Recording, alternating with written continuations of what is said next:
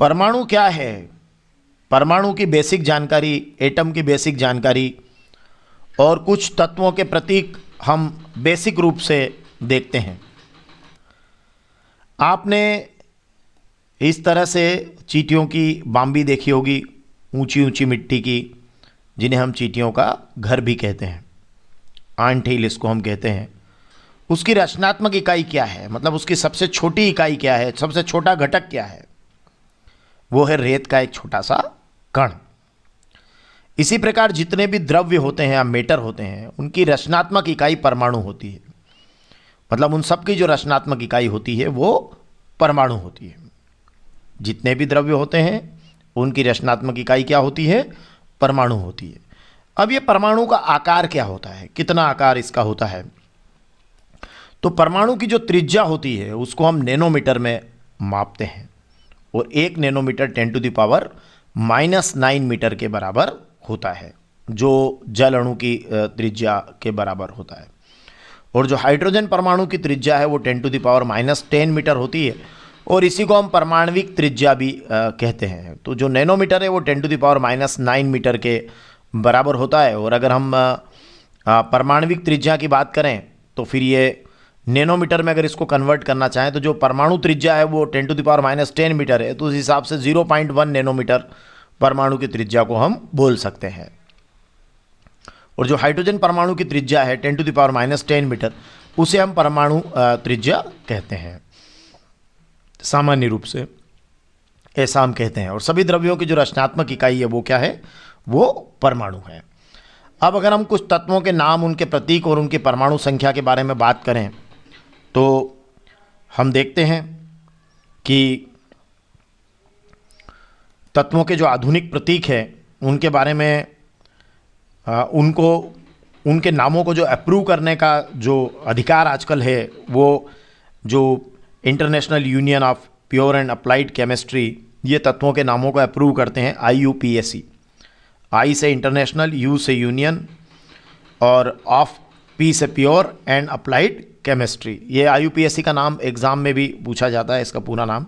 तो international union of pure and applied chemistry, और इसमें तत्वों के नाम और उनके प्रतीकों को आजकल अप्रूव किया जाता है। तत्वों के प्रतीक में ध्यान रखिएगा कि अगर वो एक अक्षर का प्रतीक है तो उसको कैपिटल में लिखते हैं, और अगर उसमें 2 अक्षर शामिल है, मतलब तो पहला जो लेटर होगा वो कैपिटल होगा और दूसरा स्मॉल होगा। और अगर मान लीजिए एक ही लेटर है तो वो कैपिटल होगा, जैसे और इसको अगर हम क्रम से देखें तो परमाणु संख्या के क्रम से अगर हम इसको देखते जाएं तो अभी हम पहले 18 तत्वों के बारे में थोड़ा सा देख लेते हैं। तो हाइड्रोजन, उसका जो प्रतीक है वो H और परमाणु संख्या 1, helium He2, lithium Li3, beryllium Be4, और देखते हैं boron B5, carbon C6, nitrogen N7, oxygen O8, fluorine F9, neon Ne10। आगे बढ़ते हैं, sodium Na11 11, magnesium Mg12 12, aluminium Al13 13, silicon Si14, और उसके बाद में phosphorus P15 15, sulphur S16, chlorine Cl17 और आर्गन Ar18।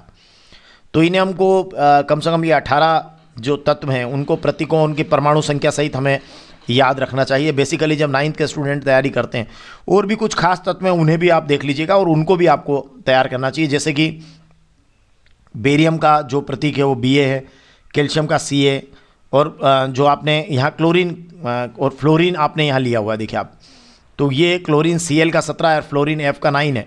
तो इसी में आपके हेलोजन और ले लीजिए आप, तो ये आयोडीन I आपका हो जाएगा, और कॉपर का Cu, silver Ag, gold Au, zinc Zn, potassium K, iron Fe, cobalt Co। तो इस प्रकार से आप जो तत्व हैं उनके प्रतीकों को, ये कुछ महत्वपूर्ण तत्व और उनके प्रतीक हैं, और ये उनके कुछ परमाणु संख्या है जो इनको आपको बेसिकली 9th के स्टैंडर्ड पर तैयार कर लेना चाहिए। और ये और तत्व हैं जिनके प्रतीकों को हमें तैयार करना चाहिए। और ध्यान देना, फर्स्ट जो लेटर होता है वो कैपिटल है, और सेकंड वाला अगर होता है तो वो स्मॉल होगा। और ये क्रम से आप इसको याद कर लीजिए, hydrogen, helium, lithium, beryllium, boron, carbon, nitrogen, oxygen, fluorine, neon, sodium, magnesium, aluminium, silicon, phosphorus, sulphur, chlorine और आर्गन। ये क्रम आप याद करिए इनकी परमाणु संख्या के सहित, और फिर बाद में ये कुछ महत्वपूर्ण और जो तत्व हैं उनके प्रतीकों को तैयार करें और आवश्यकता अनुसार इस संख्या को जैसे जैसे ज़रूरत बनती जाती है आप इसको बढ़ाते जाएं। धन्यवाद।